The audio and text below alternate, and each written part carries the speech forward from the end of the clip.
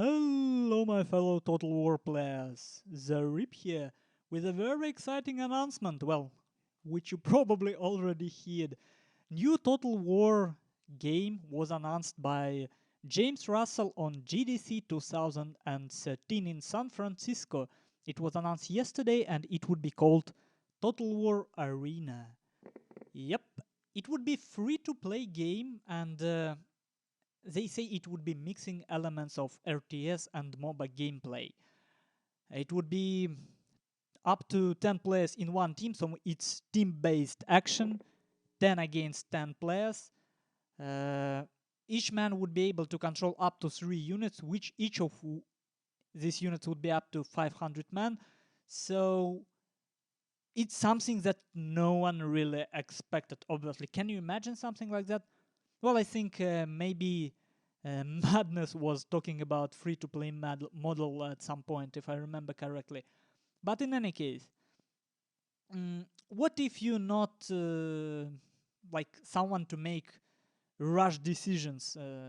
Someone like me who don't want to be a fanboy or hater, and you don't want to engage in any discussion without being informed.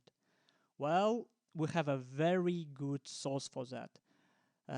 Rock Paper Shotgun published article by Jim Rossignol, who catched James Russell after that announcement and asked him a couple of questions, and it has absolutely exclusive information. So I will link it in the description. So go take a look and you will, I mean, if you're a normal person, you will instantly stop hating if that was your first feeling like, come on, MOBA, Total War game, how is it possible?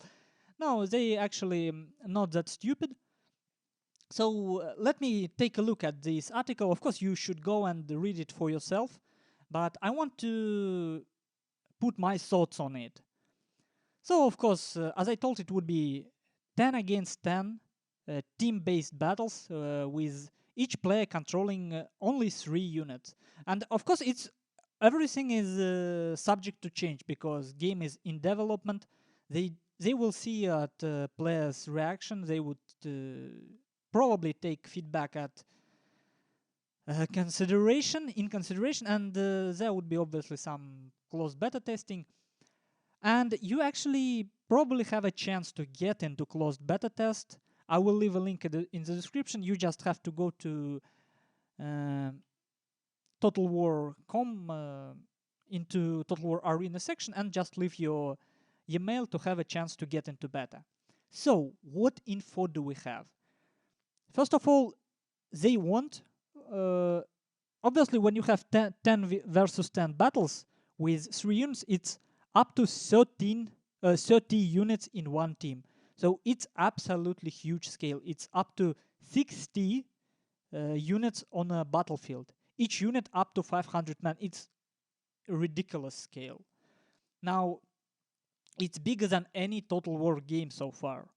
So scale is there, but the question that raises from that, how much scale each player would be experiencing, right? Because when you play 20 units battle, you control every unit. So this feeling of scale, it's not just something you can see, but something you can feel because it's very difficult to control. And in this article in Rock Paper Shotgun, James Russell says how they trying to embrace this. Instead of allowing you to control a lot of units, that making control of each unit more difficult. For example, if you want your cavalry to charge, it seems you will have to activate a special charge formation right before they connect manually. There probably would be a lot of manual spear wall, shield, protect yourself with a shield, a lot of formation changes. Everything would be active. So stuff that units made automatically on regular Total War games would be controlled by a player. So instead of controlling battlefield as a whole, you would concentrate in controlling some specific area.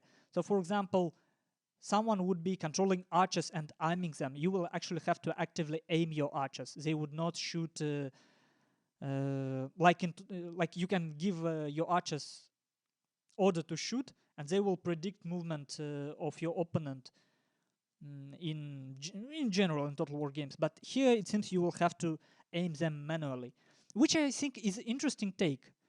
They will make you do a work of regiment commander instead of army commander, so it lowers area of your expertise. And they say that people would have different roles in a team. Someone would control spears, someone would control archers, someone would control cavalry. So, and with 10 versus 10, I guess it would be something like 2 men on each flank, 3 men in the middle. Like, I don't know how you can... it's difficult to imagine right now, okay? So, that's how they plan to make you do something. A lot of micro-controlling these 3 units. Other very interesting statement James Russell did, which he said it's not necessarily would be in the end game, but he says that units could be splitted now. So you can take right now in the demo that they showed there, closed show to journalists, you can split up to 1 man, like you can split single man from a unit, which is interesting. So basically it becomes a real, like StarCraft sort of a game with formations. I can't even imagine how it would work. And that changes a lot. So now everything would be calculated on a single man basis. Single man would have a certain armor, certain hit points. I think it's absolutely cool, because something that seems like a real man-to-man calculated battle in Total War, actually it's a bit not honest, you know? When 2 units clash, what you see is not what actually happens in calculations. So I think it would be a big step forward. Now, what else is there? Let me see. And yeah, of course, since it's free to play, they hope to make it more players in different skill levels. That's why they make it free to play. They want a lot of players so that they can get new players together and better players together in different ladder groups. Difficult to say how it will work. So now, going back from that article to my own concerns, I want to discuss it, and I want to say why I'm actually quite optimistic about this game. Obviously, my main concern is that it kind of goes away from main path of franchise. Total War games is mainly about single-player campaign with these battles which go online because people want to play against other people instead of artificial intelligence, which isn't very smart, obviously. So by making something very difficult, obviously it would upset a lot of core fans. But honestly, it makes a lot of sense, because imagine these people in Creative Assembly working on the same idea, on the same model for decade now. Like it year after year after year, polishing the same design model. It can be very tiring. I mean, it's very difficult. So I think fresh air for designers is very important. Next thing, they use the word spin-off, which I like a lot. They make us know from the very beginning that would be just a try. It would be games that will not affect the main line. So we may be sure that after Rome 2, some other big Total War game coming. And my main optimism coming from here, like I'm trying to formulate this thing. Total War always had a problem with the netcode. Like anyone who played Shogun 2 knows that ladder never really worked well. And there is always were problems with scale, with unit sizes. There always were problems with drops. Drop hacking never was solved. So I really think that if they create this focused game, focused only on multiplayer, and stress tested by thousands of players, it would really help next Total War title.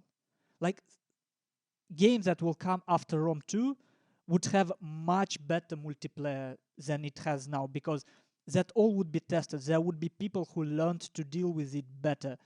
And that's, I think, very important. People say, well, LADA broken in Shogun 2, then why would they go and make a game if they know they can't do that? No, that's how you learn. That's how companies learn. And I really hope to see how Creative Assembly learn from that.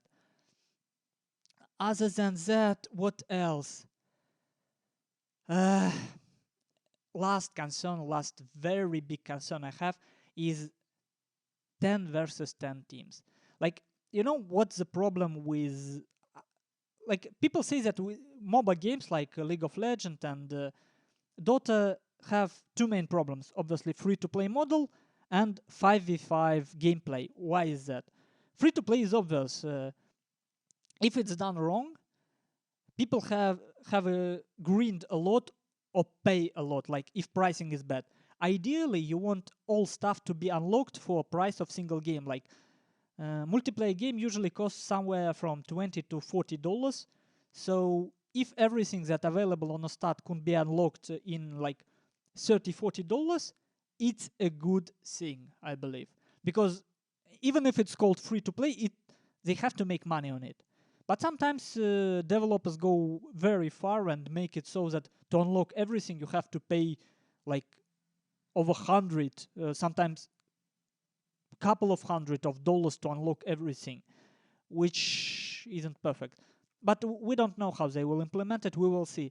And other thing is, a big source of frustration in Dota and League of Legends is, imagine you come into match and there is 4 men in your team. 4 men potentially trolling or failing. There is 5 men in opposite team.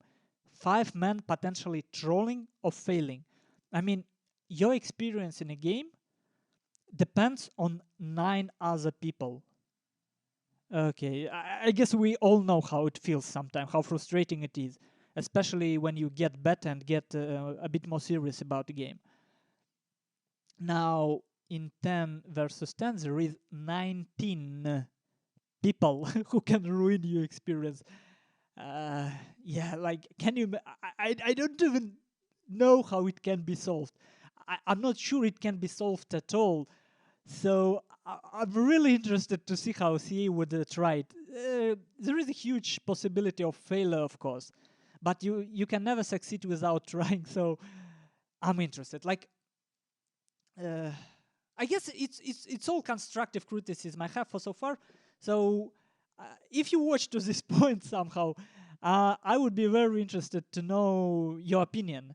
Like, leave a comment, please, because I don't know how people comprehend that news. And honestly, please try to be civil, because on Reddit and on official threads there is a lot of people going like, oh well, I hope it's like... I can't even get a good citation, because there is a lot of people hating very childishly, because they think, well, they're not making the game I want, so boo. It's not always a good approach. Of course, it takes development time, it takes attention, but it doesn't mean that, like, no one tells that developer owns us something. The only thing they own us is a good game, and it's our decision to pay for it or not, if it's a good game or not. If it's not something we like, it's just not a reason to hate. And honestly, like, for me, for someone who commentates tournaments and try to play to the best of my ability, I'm not sure it's my type of game, honestly. Like, the thing I'm looking from Total War games is not an action, honestly. For me, Total War games in multiplayer is something that you carefully prepare for. Like, you know, like like a real battle. Like you watch at a map, you try to get a good composition, you think of a game plan, and then you go into battle and you try to perform it perfectly. And here we will have a very different type of experience, of course, but it still might be good because it's still something very unique, something no one ever did. So yeah, we will see it. Okay, guys, I guess I will not take any more of your time if you stayed for this point to this point, and well, hope to see your opinions in comments. I hope we can have a normal civil discussion, and please take a look at that article. It's really good. See you guys. See you.